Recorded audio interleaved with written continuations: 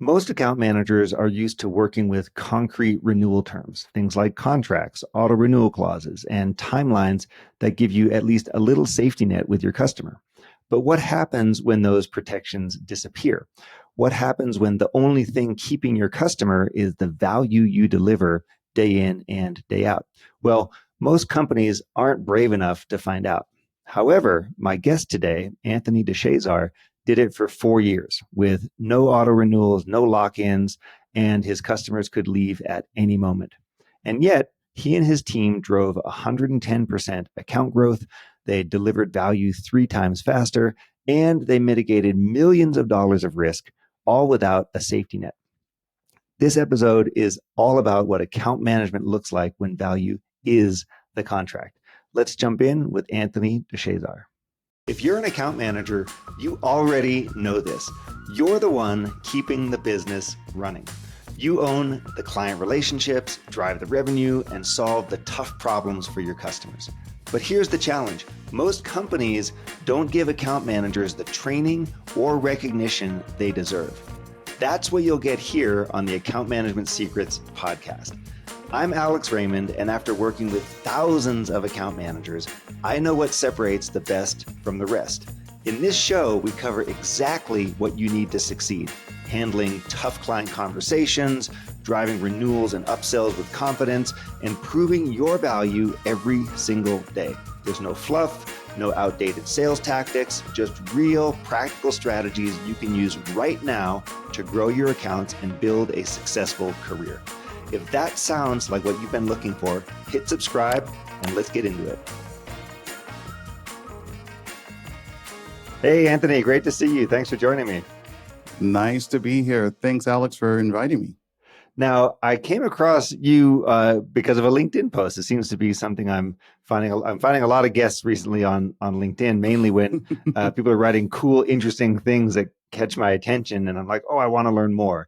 And the thing that you were posting about is outcome-based pricing and outcome-based contracts for customers. And you wrote about how this was really forcing you to rethink how you're approaching everything around renewals and upsells and cross sells and QBRs and stuff like that. And I thought, wow, that's pretty interesting.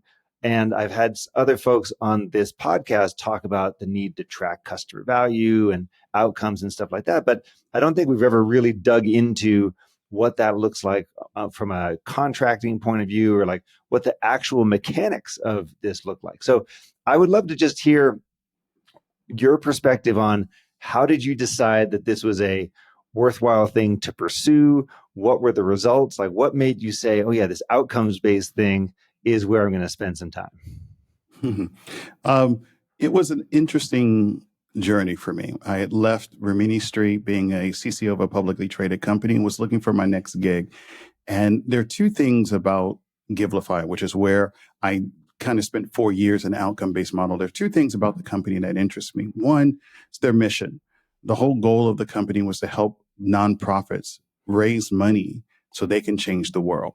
The second part of it was outcome-based model. Everything I've been in was a traditional subscription model where you pay for seats or pay for, features or whatever it was, you paid for that. But now in this purely outcome model where there was no annual subscription, no real annual contract with a lock-in, it was just a simple agreement that, as you get value, Mr. Customer, we'll get money. That was a challenge I was eager to set my teeth into. So that was their whole business model for Givelify, was outcomes based. You succeed, we succeed, which, by the way, is something that in the account management world we're always proselytizing, right? We're always recommending that kind of mindset, and I just think it's really gutsy to see companies go out there and make that their business. Yeah, this was very shocking for me to find a company that even their competitors in the space charge some sort of annual subscription, but they went all in, where they were so confident in the value they delivered that they're willing to bet the entire company on it. That's a big philosophy change. Yeah, nice. So you wind up like very squarely on the same side of the table as the customer. Like you literally don't get Absolutely. paid. You literally don't get paid unless they hit their goals or have some kind of good things happen to them. Um, how did this force you to change your thinking? Because you had been at other companies where you were chief client officer, you were in the customer success organizations, so you'd been through the kind of standard quote unquote way of looking at renewals and account management. So, what did you need to start changing as it related to your mindset? It's the realization that I had no safety net. When you have a contract with an actual date and some sort of notification period and likely an auto renewal on it, it gives you a bit of a safety net. It allows you to balance or at least prioritize customers. There's never enough resources. There are never enough resources, never enough time. And so you always have to figure out which customers you prioritize. In this model, when customers could leave for any reason at any time without a notice, you could not let anything fester. You couldn't let anything build because they will easily switch. The switching cost was so little because in that particular space, all of your customers had almost all of your competitors also. So it was not only just an outcome based; it was also very commoditized. So just a little background: Givelify is a donation platform where the whole goal is to help people be their most generous selves. Perfect. But from a customer standpoint, an organization, a nonprofit view, it's a payment platform. So let me just get more payment platforms because I want to make sure I get all the money I can. Let me use Cash App, let me use PayPal and everything else. So our competitors are already there. So the switching cost is zero. So that meant the urgency with addressing issues had to be dialed up to a level that I had never experienced before. So that was the first thing that I had to change. The second thing is um, the way we grew or the way we grow was we have to sell the customer that our product delivers more value than our competitors that are in at the same table. So it was nothing like in other places, the switching costs were higher, or once they had our solution, they really didn't need our solution. In this case, our solution coexisted with our competitors. And the way we would gain was really how do we show that we provide more value than our competitors? And that was a different way. It really was, not a competition on features, not a competition on even who's cheapest. Actually, we consciously made that pivot to get out of the race to the bottom and just really focus on value. And so you're in a situation where your customers have a multi-vendor strategy, right? They have Yes. multiple people doing essentially the same thing, right? Finding ways to get donations and get money into their coffers. So you're literally in a battle for wallet share, right? So this is typically called wallet share. Yeah. In this case, it's the actual wallet. So it's people's actual wallets, and and so you're sitting there saying, we need to make sure that the customer understands that we've got a better business model, we're providing more value, we're doing all these other things along the way. Um, what did you learn about why your customers preferred you versus anyone else? Like what did you start to then emphasize and say, here's the small number of things that we're really just going to focus on, and that's going to be our core differentiator. That's going to be the core value. I have to give credit to the CEO for this one. I have been with the company for probably 2 years when he sat down and showed me a presentation he did at a conference.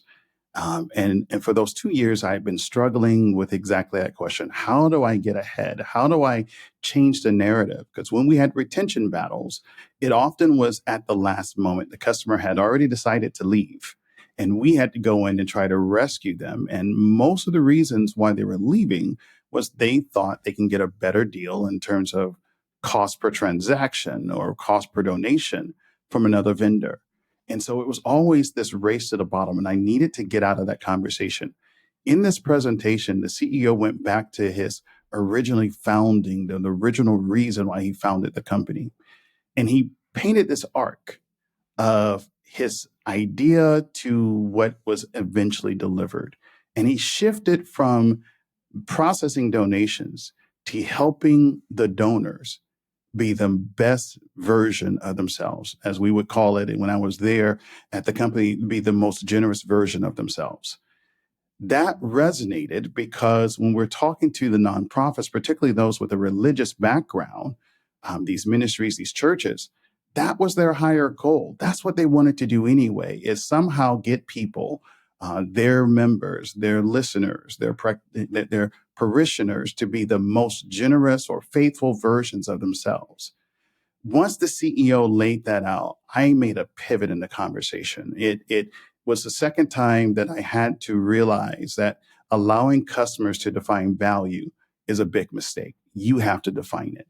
Absolutely. You don't do it without their input. You don't do it without having a great understanding of the customer, but you have to define value, not for what they perceive your product does, but for what you intend your product to do. So it has to account for your personalization or your competitive advantage. And that is where Givelify was different. The data and everything we said, we saw is that Givelify was best at creating these consistent givers, those that really would show this consistency in their donation. That changed how we talked about value. Absolutely. We would begin the conversation with the obvious thing for the customer. How much money did you raise? Perfect. Here's how much money you got through Givelify. Well, let us tell you how you got there. You got there because you had X percentage of your givers become consistent over this time. You got there because you were able to get this number of your givers, this percentage of your givers to move from being inactive to now they're active again. We started talking more about the impact on their donors than the money that was raised. The money that was raised was just to get in the door. It was the price to have the conversation. But we pivoted to having the conversation on these higher level things that actually meant more to the faith leader, the nonprofit, whoever was leading the organization. That meant more because that was more strategic for them. Yeah, you're essentially talking about reframing the conversation. You're saying, hey, instead of just thinking about how much money you've raised or what your transaction fees are or what all the things that people default to thinking about, you're saying, let's talk instead about who your customer is becoming. And I can imagine that in the nonprofit space, I don't know a ton about it, but I can imagine in the nonprofit space, you really want the repeat donors. You really want the people who do it every month or every quarter or whatever it is, as opposed to the one-offs, because it costs so much time and energy to go find one donation versus someone who can take them. It's just like any subscription business model almost, right? Exactly. And so what wound up happening? What were the results that you saw? So I wouldn't frame it as reframe the conversation in this sense. We didn't change it. They wanted to talk about money. We talked about money. We just told them how they got to it. So it wasn't just, hey, we're going to talk about something else. It's no, you want to talk about money. That's what we're here to talk about. But let us tell the story behind how you got the money. And so that's how we, so reframing really wasn't what we just added to it. We extended it more so than reframing. It could be reframing, but I like the extended the conversation more because we didn't change it. And we still laid it anchored in what they wanted to do. The results was really once we adopted that, and it took us a moment in customer success and account management to get there with that, to teach the team how to talk that way. It took us actually 9 months from that conversation with the CEO to the point where we were doing that in all of our EBRs and everything. The end result was really, we saw an unlocking of growth. We had 8 quarters of exceeding a growth target of 4%. And so in this model, there's a lot of economic pressures, as you can imagine, out there where people give what they can. So if the economy is kind of funny, people's, don't give as much. But we measured growth in 2 ways. What was the dollar amount? And then what was the growth in number of consistent donors to our platform? And we can get them to be more consistent. As the economy got better, then we would get more money. But the key point is, how do we keep them donating, even if they're donating smaller amounts, but how do we keep them donating? And so we saw in some quarters 8% when our target was 4%. So that's doubling of the growth that we were expecting. In other quarters, we hit 4%, but most of the quarters we were between 8 and 10. once we made that pivot to have these conversations. So you are essentially on a monthly basis or quarterly basis having to go and show these results back to your customers, share these results with the client, get them to re-up with you. How frequent was your communication with them? What were you looking at in terms of that cadence, if you will? I'm interested because I think the outcomes based piece is so interesting. Your results were very strong, but then I also want to see how can others apply this. So like, how often were you going back and sharing the value and being really clear about these metrics to your customers?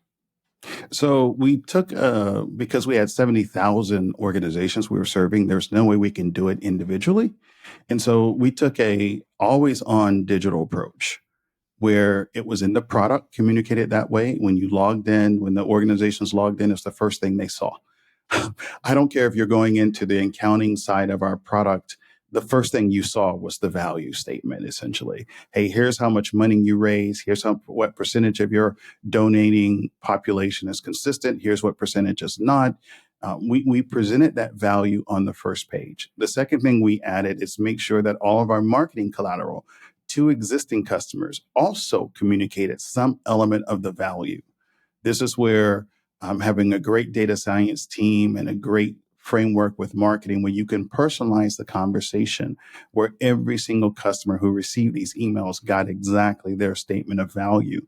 But it was always on. We couldn't wait until we can get them in a room to have a conversation. It was always on. Now, for our account managers or those CSMs we had assigned to accounts, we wanted to have this conversation at least once a year. And the reason for that is they had lots of other donation platforms, lots of other payment platforms, and they had a lot of other things going on. We were not, and probably never would be, the most important thing to them.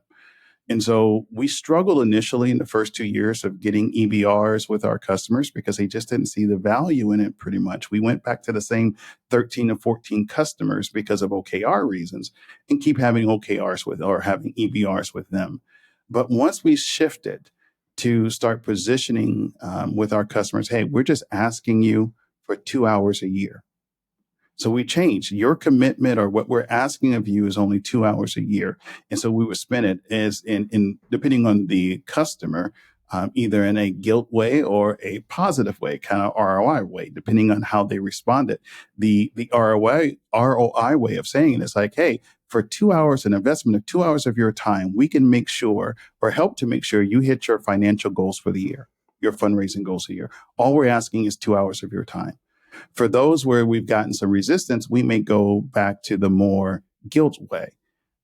Surely, an organization of your size with such lofty goals can afford to spend 2 hours discussing with us about how we can help you hit your goals. But it always went to that 2 hours. We're asking such little of your time, a small investment of your time to reap your financial rewards. And so we structured our EBRs to be approximately 20 minutes of content from us discussing value. And the rest of the remaining 30 minutes is them talking.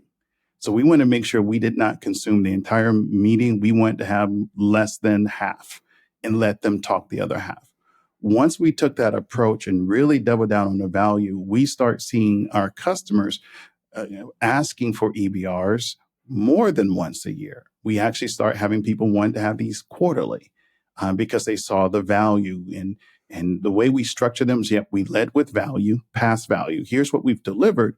But then we made that pivot to talk about future value. We wanted to make sure we always talked about here's some things you can do better or do more to help you hit your fundraising goals. And that was the pivot we made that helped us achieve this. So kind of in summary, it was always on digital. And then when we could, we would layer on the human touch at least once a year. Awesome. I kind of want to geek out on the EBRs thing here for a second. Sure. It's a major topic. We call them QBRs a lot, EBRs, executive business reviews. These are all the same thing. We ran a program inside of Amplify called QBR Mastery, where we talked about all this stuff. We talked about how hard it is to get your customer to say yes, why you're getting ghosted all the time, how to make people feel like the QBR, EBR is actually valuable and worthwhile, how to run the meeting, et cetera. So I just want to make sure that I understand this in more detail. You said earlier you were asking for 2 hours at their time. Is that because you were doing it twice a year, or is that just 1 2 hour meeting? I want to make sure I get all the timings right on how you guys were doing Sure. these. The EBR, we want it to be no longer than a year. And by the way, we chose the term EBR versus QBR because we didn't want to have a frequency element built into the name. We Sure. let the customer decide the frequency. But to your point, they're the exact same thing. So we wanted to have the 1 hour call a year with the executive. That was the 1 hour. But then we wanted to have working sessions with their teams throughout the year. And so the EBR was how we had that alignment at the strategic level. And then the rest of the year was all working with the team that actually got the work done. Let's talk to the media team to make sure that we're plugged into your fundraising strategy, what you're producing on your website, how we're positioning your collateral. Let's talk to your outreach team that's sending out, trying to get new donors. How can we help you with that? And so that's how we structured it. And so it was 2 hours of effort for your entire company, not just you as an executive. Got it. Okay, cool. Thank you for clarifying. Now, were you able to track customers who had EBRs and regularly attended EBRs, what their growth rate, churn rates, basically like success rates were versus the ones who didn't? Because this is such a pain for so many account managers, right? Is that we all hear the mandate to go do QBRs. And, like you said yourself, like sometimes you literally have an OKR inside your own performance review that's like, you need to do X number of these things. And so you go out there and you try. Some customers say yes, some customers say no. You got to drag some like over the line with you to do some of these things. But invariably, at least in my experience, you go back and look at the data, and guess what? The customers that are more engaged, that show up, that have the full conversations, they tend to frankly just be better customers. So what did your data show you about that? So we started actually tracking that halfway through the program. At first, it's like, can we just get these done? A little background. When I first joined, they had a pilot program of EBRs. And the way they had structured it, the account managers or CSMs, the only thing they had to do, their only role is to schedule it. The executives, in fact, our CTO, ran the EBR. It was not something that the account manager had any major role in. It's just a schedule. I came in and said, you know what? Let's change that. And so I had to fight a little bit with the other executives saying that I think my team can actually run those. And so we tore the whole program down and rebuilt it because I needed to build it in a way that the team that I had could do them. And so we decided to do that by kind of releasing two constraints. One, we didn't have EBR quotas in terms of the number of EBRs as an OKR. Mostly, the only time we had that is when we were releasing a new version of the EBR itself. So the way we would check to make sure that the improvements we made into the EBR playbook and the system supporting it is that we were able to do more EBRs with a certain outcome in quality. And that quality was measured both internally. We had our own using Gong and other ways we would actually score the EBR on several different factors, but also feedback directly from customers. So we did a survey after every EBR to ask, what did they think about the EBR? Primarily, did the EBR itself provide value to you? And if so, how do you rate that value? So we tore the whole process down and began rebuilding it. We had just gotten to the point when I left to start my next venture. We had just starting to measure what was going on with these customers in terms of their growth. I can tell you, we didn't lose a single customer who had an EBR. So the renewal rate for those who had an EBR versus ones that didn't was night and day. It was binary almost. If they had an EBR, we know we were not going to lose them. Yeah, it's just that.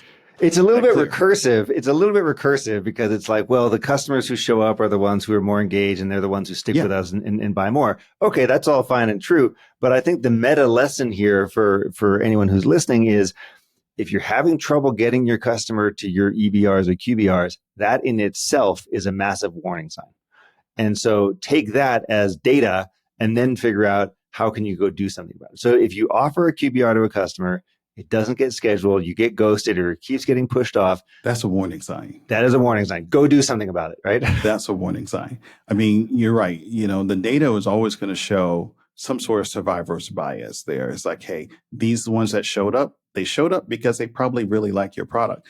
But where I kind of debate that a bit with our data is that these were people that we had to fight to get the EBR. These were not people who just signed up. Some of our customers we had to get, to get in an EBR, we had to talk to for 6 months to get them in the door, 7 months or even longer.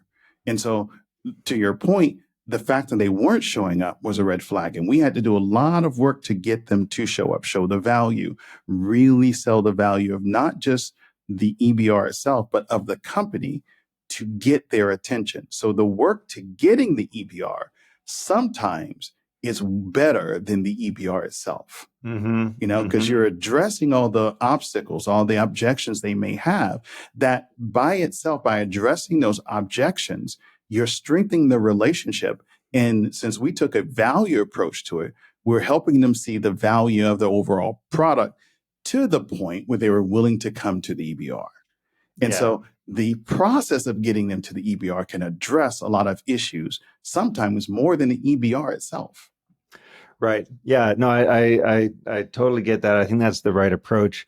Furthermore, like when you think about that, QBRs are by and large not designed for the customer, right? No. They're designed for the vendor. And so you do have to explain to the customer, like, what's in it for them. And their natural reaction is, I already have a million things on my plate. I don't want to do this. I have lots of vendors. Everyone's always asking for my time.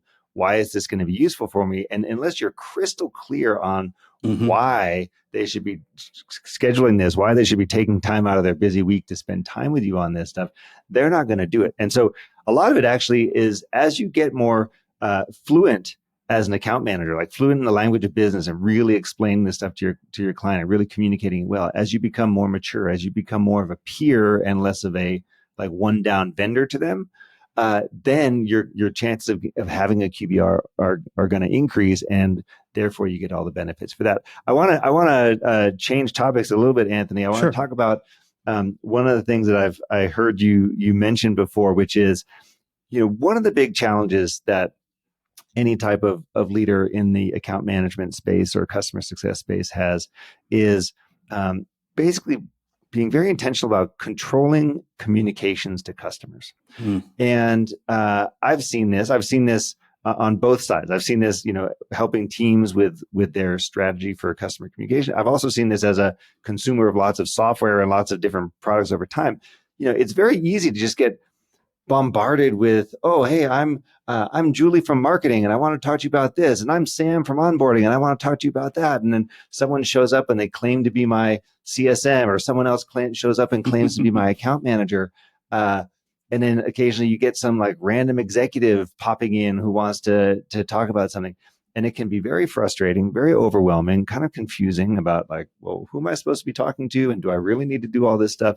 And I've heard you talk before about the processes that you put in place to make sure that we're making life as easy as possible for our customers. So tell us about that. It's a very common issue. I've actually encountered it now in 3 different companies where I had the CCO or similar role. And it's just that when you have a company that's operating where every team has its own metrics that revolve around the customer, every team will reach out to the customer. And if you don't have the right processes in place and justification, if you would, where they have to justify why they're reaching out to the customer, you can run into a bit of over-engagement where you're just stepping on each other's toes without even knowing it. There are several approaches to address that. But early on in my career, I took the brute force approach. I put in place effectively a passport system. If you didn't get your passport stamped by Anthony, you could not talk to customers. It worked. It had the immediate effect that I was expecting.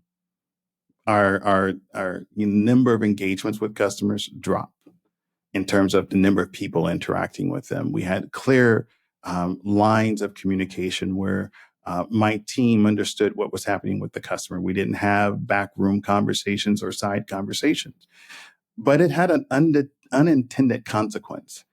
I basically got the title VP of No. In some places, VP of Hell No, because that was my reaction oftentimes when people came to go talk to customers. So it had the actual intent I needed, where we streamlined engagement, but it had an unintended consequence. Teams stopped working with me and started to figure out how they work around me. And that created almost like a secondary market of communication with customers because I became a blocker, or even I got the reputation of being difficult to work with because of that. So that was the wrong approach. The approach I take now is, let's sit down and talk about the journey map. Let's sit down and really map out what engagement is needed from the customer and from us. And let's figure out, how do we do this in a way that every touch is meaningful for the customer, adds value, and moves the customer in the overall strategic direction we want to go. When you have those conversations, particularly with the C-level support, where you prioritize certain communications and some others may not, you can get to the same result in a more collaborative fashion than just setting up a gate and saying, thou shall not pass. So there's two ways of solving it. I still have that thou shall not pass in my pocket, because sometimes when things are very bad, you almost have to do that to almost have a shock to the system. But if you do that, you absolutely need to have a way of explaining why you're doing it, how long you're going to do it, and what is the ultimate solution.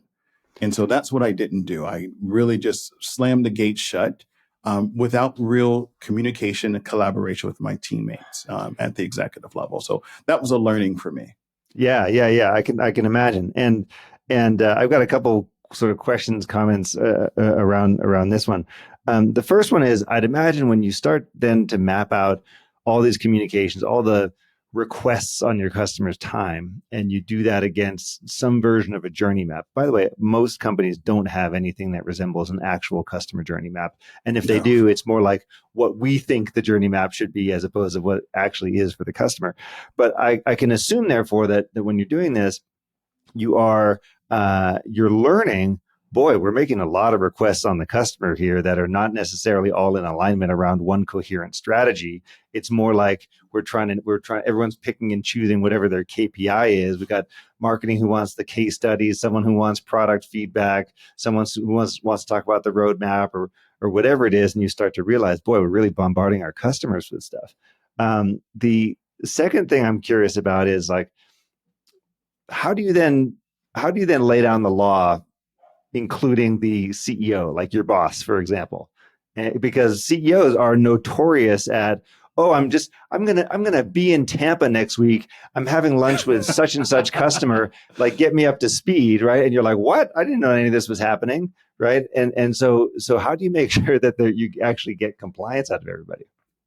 So the CEO may be harder, but the way that I've handled this is that you have to really get everyone to understand the problem that these ad hoc communications really create. And so if you can't really describe or show the problem, you can't fix it. It's one of the things I learned. One of my mentors early on in my career helped me see. Sometimes you have to show the pain or show the breaking point before you can fix something. So you have to be very clear on what's the issue. And the way that I do that now is I show, particularly from the customer, the confusion. It's very clear when customers are saying, now, and who are you? And why should I talk to you? I thought Sally was our main point of contact. Why are you reaching out? So it really goes to show from the customer's perspective how confusing it is. And the second thing I lean on is, can I show the correlation between these ad hoc off revenue conversations and their impact on revenue for a customer? Can I show that either from a customer effort score, because now the number of things we're asking a customer to do is helping them or causing them to look differently about our product and eventually churn? And, can I show any data that shows that the correlation between these ad hoc requests and churn? If I can build the case, of how it's impacting our goals and our revenue, I can almost always win those conversations. That's how I drive alignment. It's like, let's show the impact of not having the alignment. Okay, if you agree that that's bad, how do we work together now to find the way to align on these things to minimize these impacts? For the CEOs and other C-level executive peers of mine that may want to still talk with customers, it's not a matter of preventing them from doing it. It's how do I help them do it? How do I show them that there's more value in working with me and my team than working against me and my team? So, Mr. CEO, you're going out to see customer ABC. Hey, we have a process where the account manager on that account can give you a quick synopsis in a 15-minute meeting with you that will bring you up to speed with all the issues, help you map out who the players are, and arm you for what are likely the conversations or questions they're going to have for you. Is that worth your time? So it's more of the carrot. Show the problem, but then, hey, this is the reason why you need to do this or why you should, but make sure there's enough of a carrot there, or more value than stick, more value than punishment in helping to get the behavior change you're looking for. Awesome. Thanks. That's a great approach. It's a great summary. I think that for the most part, executives will understand, hey, we want to keep this simple. We want to avoid any type of problems. We don't want to create confusion or extra work for our customers. And that, I think that approach does make a ton of sense. So this is awesome. So far, we've covered 3 kind of mega topics, right? We covered the outcomes based approach. We talked about QBRs, and then we talked about this internal alignment. I just want to end going back to where we started around value and outcomes. This is it's a topic that gets talked about a lot right now in account management circles. And what I want to know from you, Anthony, is, if this is catching someone's attention and they see, I can see how this makes us even more customer centric. It puts us closer to the decision all the time. It really makes us or forces us to be super clear on the value that we're providing day in and day out. What is the right place to start to socialize that, to have the conversations about that internally? Like, what do I need to be considering? How do I start to think about a next step if I'm excited by this idea? Number one thing is you have to make sure there's a full alignment company-wide on what the outcome and value really is. If you don't have that universally, you need to, that's a lot of work to go before you can get to the outcome. I had a conversation with a colleague who used to work at, I won't mention a name, but a support vendor where they had support tools, and they are moving to an outcome-based pricing model for their agents. Well, the hardest part for them was defining in legal terms, what is the outcome? How do you define it legally? So if you can't define it internally first, you can never get in a room with lawyers to define it. So you have to be able to define it, and define it in a way that customers will also recognize it, because that becomes now the contract. You're not just, hey, I'm getting some seats. Maybe you use them, maybe you're not. Or I get some features. Maybe you use them, maybe you don't. But you're paying for them up front. In an outcome-based model, if you don't, or if we don't deliver X for you, and you got to clearly know what X is, we don't get paid. So when you do that, you are putting more control in the hands of the customer. You're taking more of the risk. They get more of the certainty in these models, but that means you have to be doubly certain you know what your outcome is.